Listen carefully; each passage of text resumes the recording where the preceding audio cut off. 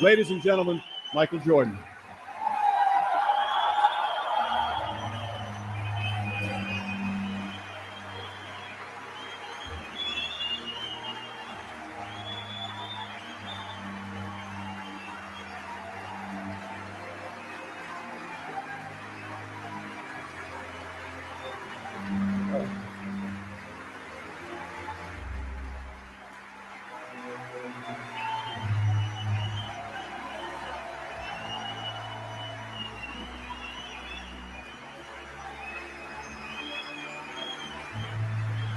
Thank you.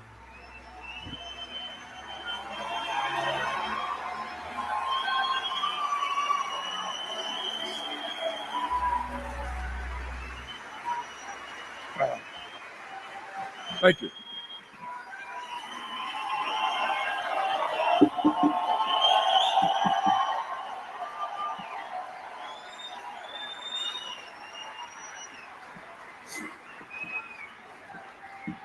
Uh,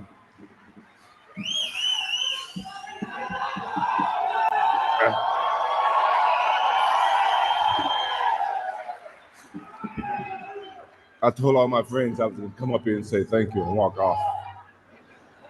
I can't. There's no way. I got so many people I can thank. In all the videos, you never just saw me. You saw Scottie Pippen. Every championship I won.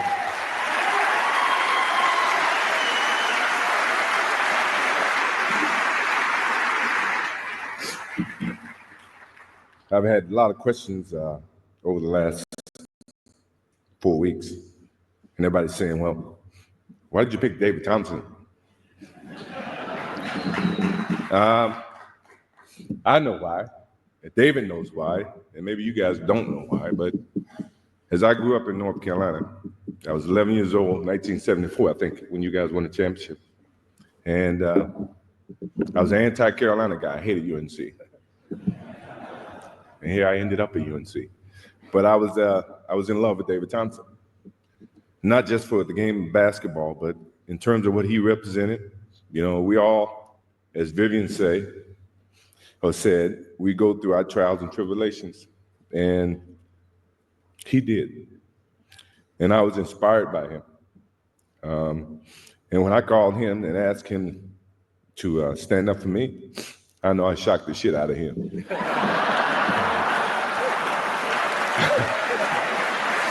I know I did.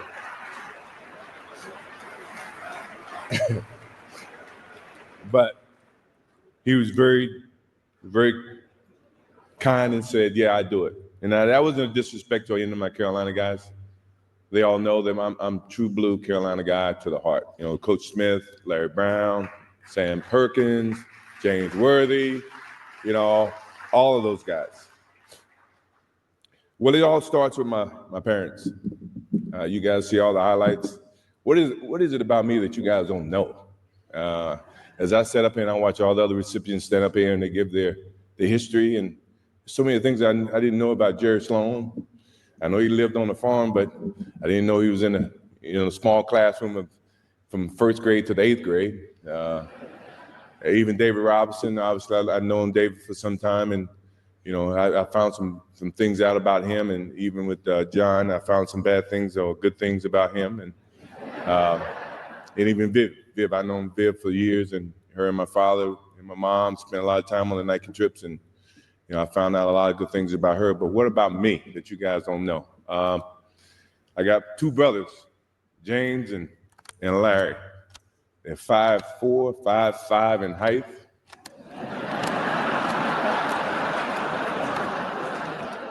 They gave me all I could ever ask for as a brother in terms of competition. You know, you would think that my brother Larry is a ideal situation where small things come in small packages. This dude fought me every single day. And to the extent that my mother used to come out and make us come in because we were fighting way too much. And my older brother was always gone. He served in the Army for 31 years.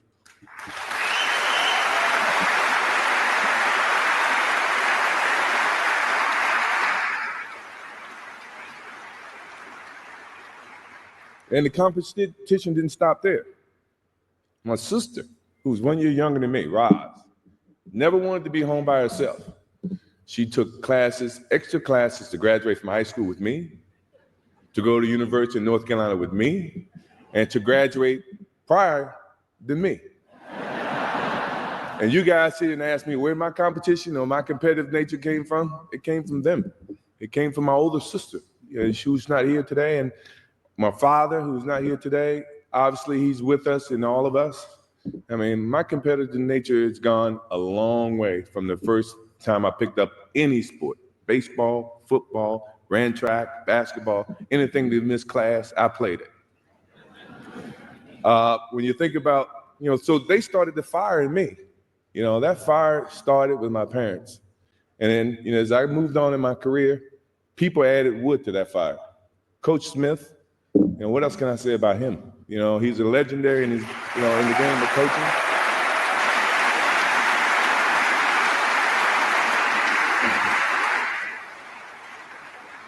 And then there's Leroy Smith. Now you gotta think that's a myth. Leroy Smith was a guy, when I got cut, he made the team on the varsity team, and he's here tonight. He's still the same 6'7" guy. He's not any bigger. Probably his game is about the same. But he started the whole process with me, because when he made the team and I didn't, I wanted to prove not just to Leroy Smith, not just to myself, but to the coach who actually picked Leroy over me. I wanted to make sure you understood you made a mistake, dude.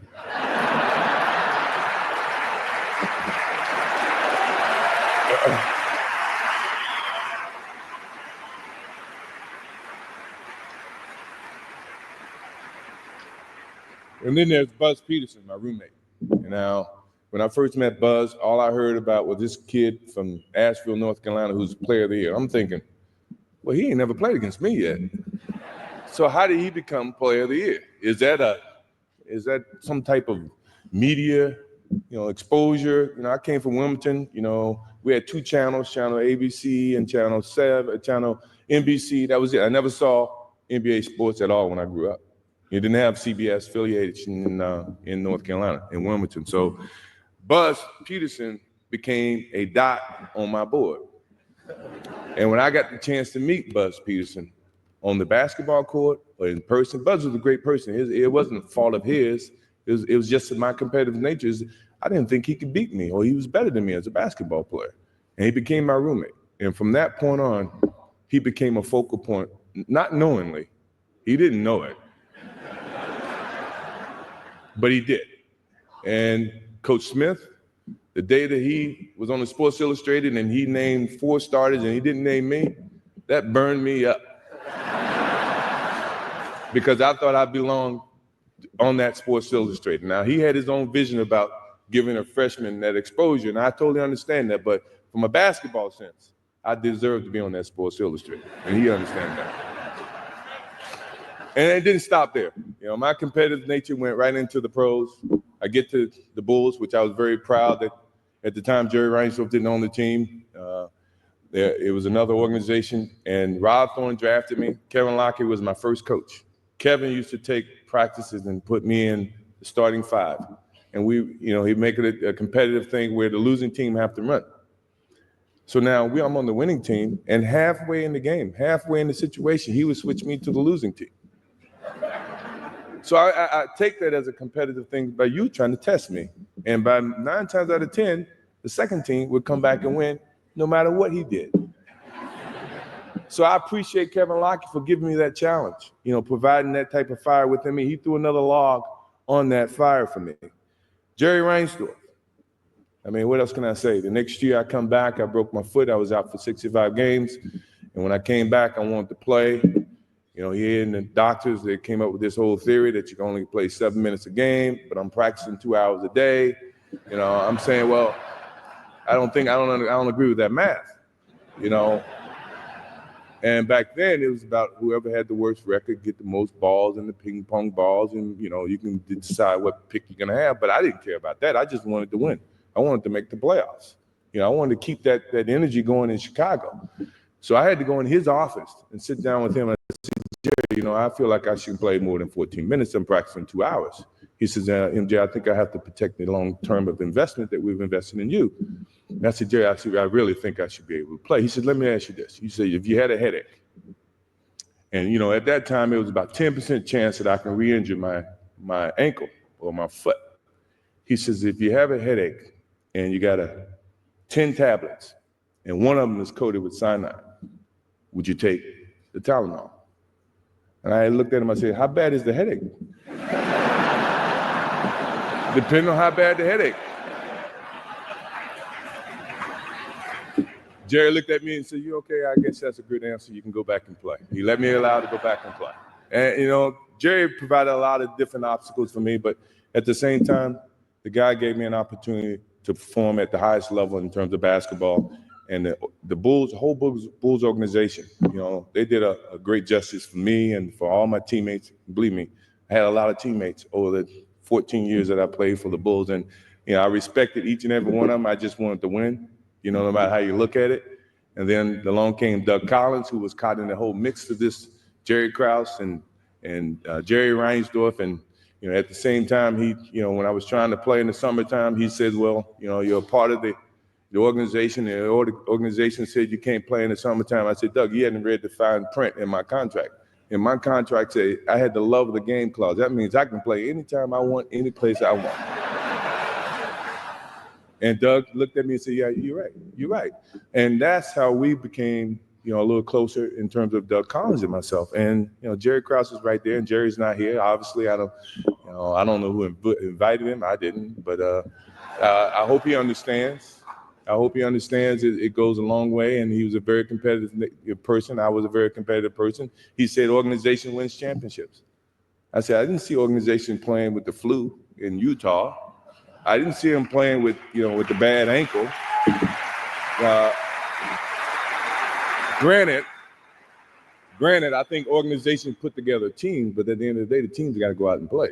So in essence, I think the players win the championship, and the organization has something to do with it. Don't get me wrong, but don't try to put the organization above the players, because at the end of the day, the players still got to go out there and perform. You guys got to pay us, but I still got to go out and play. Obviously, you see my kids, Jeffrey, Marcus, Jasmine, I love you guys. I think you guys represent a lot of me, a lot of different personalities. Your mom, you represent them as well. I think that you guys have a heavy burden. I wouldn't want to be you guys if I had to, because of all the expectations that you have to deal with. I mean, look around you. They charge $1,000 tickets for this game, for this whole event. It used to be $200. But I paid it. I had no choice. I had a lot of family, a lot of friends I had to bring in. So thank you, Hall of Fame, for raising ticket price, I guess. But you guys, I love you guys. You guys just don't know. You got a whole host of people supporting you, family, friends, people that you don't know, relatives coming out of the woodworks, no matter how you look at it. But I think we taught you right, your mom and I hopefully you can make the right decision when the time comes. My mom, what else can I say? My mom never stays still. You think I'm busy. She's always on the go. And without her, she's a rock. She's unbelievable. Right now, she takes over 2 jobs.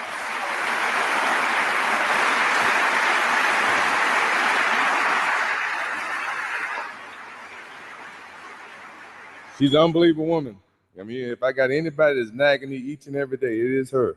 And she constantly keeps me focused on the good things about life. How people perceive you, how you respect them, what's good for the kids, what's good for you, how you're perceived publicly. Second thought, take a pause and think about, things that you do. And that all came from my parents, it came from my mom. And she's still at this stage, and I'm 46 years old, she's still parenting me today. And that's a good thing about that lady. I love her to death. I love her to death.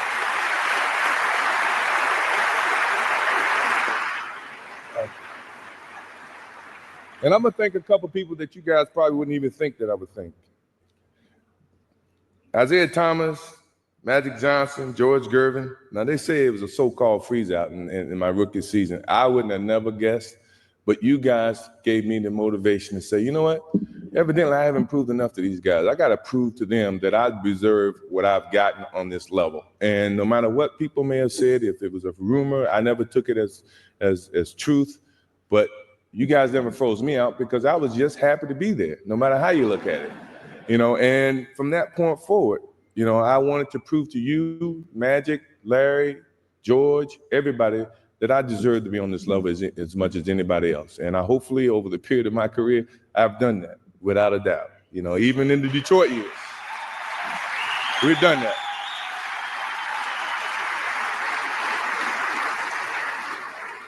Pat Riley, I mean, you and I, we go way back. I still remember in Hawaii. You remember in Hawaii where you and I was coming in, you were, I guess, leaving, and you decided to stay a couple extra days, but you were in my suite, and they came and they told you had to get out of my suite. And you slid a note underneath my door, although you had to move, you did move. You slid a note saying, I enjoyed the competition, congratulations, but we will meet again. And I take the heart in that because I think, in all honesty, you are just competitive as I am, even from a coaching standpoint. And you've challenged me every time I played the Knicks, the Heat. And I don't think you were with the Lakers, but anytime I played against you, you had Jordan Stoppers on your team. You had John Starks, who I loved.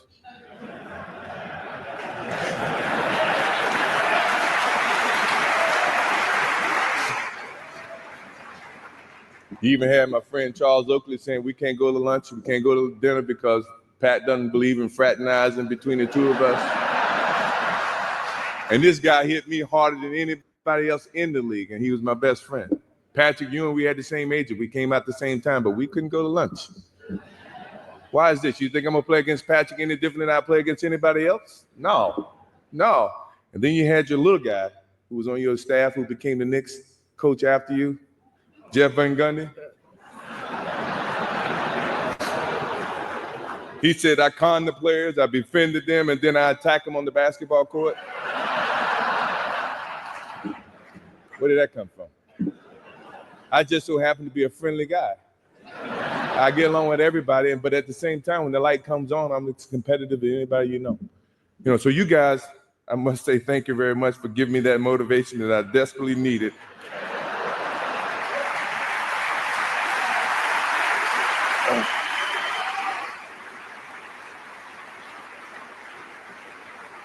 Phil Jackson is, to me, he's a professional. Dean Smith, he challenged me mentally, not just physically. He understood the game along with Tex Winter. They taught me a lot about the basketball game. Tex being the specialist, I could never please Tex. And I love Tex. Tex is not here, but I know he's here in spirit. He is. I can remember a game coming off the basketball court and we were down, 5 to 10 points, and I go off about 25 points. We come back and win the game. And we're walking off the floor, and Tex look at me and says, there's no I in team. I say, Tex, it's not an I in team, but it's I in win.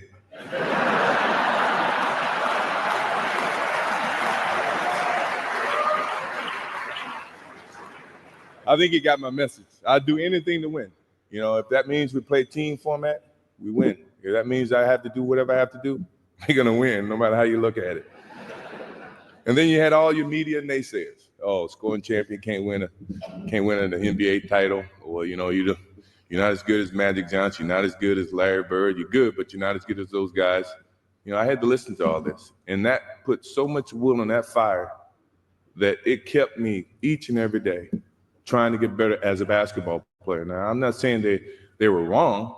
I may have looked at them from a different perspective, but at the same time, as a basketball player, I'm trying to become the best that I can, and for someone like me who achieved a lot in over the time of my career, you look for any kind of messages that people may say or do to get you motivated to play the game of basketball at the highest level, because that is when I feel like I excel at my best. And my last example of that, and the last one that you guys probably have seen, I hate to do it to him, but he's such a nice guy. And when I first met Brian Russell, John and Carl should remember this. I was in Chicago in 1994. I was working out for baseball. They came down for a workout and shoot around. I came over to say hello. And at this time, I had no thoughts of coming back and playing a game of basketball. And Brian Russell came over to me and said, "You know what, man? Why'd you quit? Why'd you quit? You know I can guard you. If I ever see you in a pair of shorts, if I ever see you in a pair of shorts." You remember this, John? And so when I did decide to come back in 1995, and then we played Utah in 96, I'm at the center circle, and Brian Russell sitting next to me, and I look over to Brian. I said, "You remember this conversation you made in 1994 about I think I can guard you, I can shut you down, I would love to play against you. Well, you about to get your chance." And believe me, ever since that day, he got his chance. I don't know how succeeding he was, but I think he had his chance. And believe me, I relished on that point. And from this day forward, if I ever see him in shorts, I'm coming at him.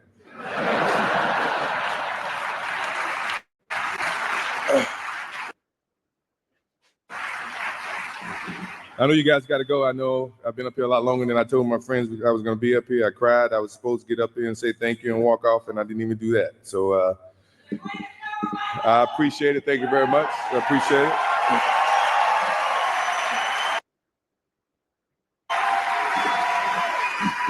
it. As I close, the game of basketball has been everything to me. My refuge, my place I've always gone when I needed to find comfort and peace. It's been a source of intense pain and a source of most intense feelings of joy and satisfaction, and one that no one can even imagine. It's been a relationship that has evolved over time and has given me the greatest respect and love for the game. It's provided me with a platform to share my passion with millions in a way I neither expected nor could have imagined in my career. I hope that it's given the millions of people that I've touched the optimism and the desire to achieve their goals through hard work, perseverance, and positive attitude. Although I'm recognized with this tremendous honor of being in the Basketball Hall of Fame, I don't look at this moment as a defining end to my relationship with the game of basketball.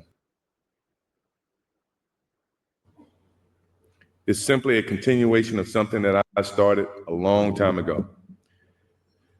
One day you might look up and see me playing the game at 50. Oh, don't laugh. Don't. Never say never. Because limits, like fears, are often just an illusion. Thank you very much. Look forward to it.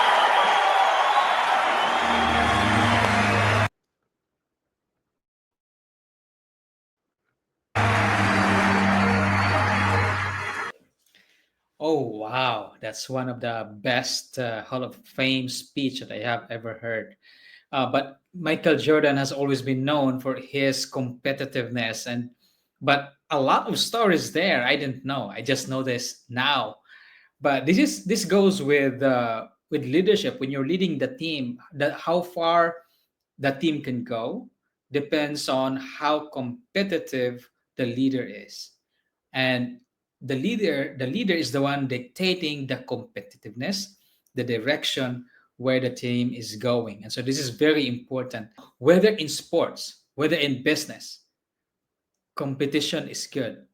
And what really amazes me is how Michael Jordan look at every challenges from a perspective of, I can get through it, I can be better, I am better than that.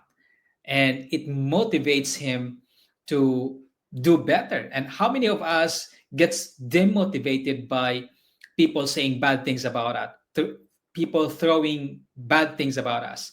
But Michael Jordan is different, and I guess that's what makes him the greatest of all time.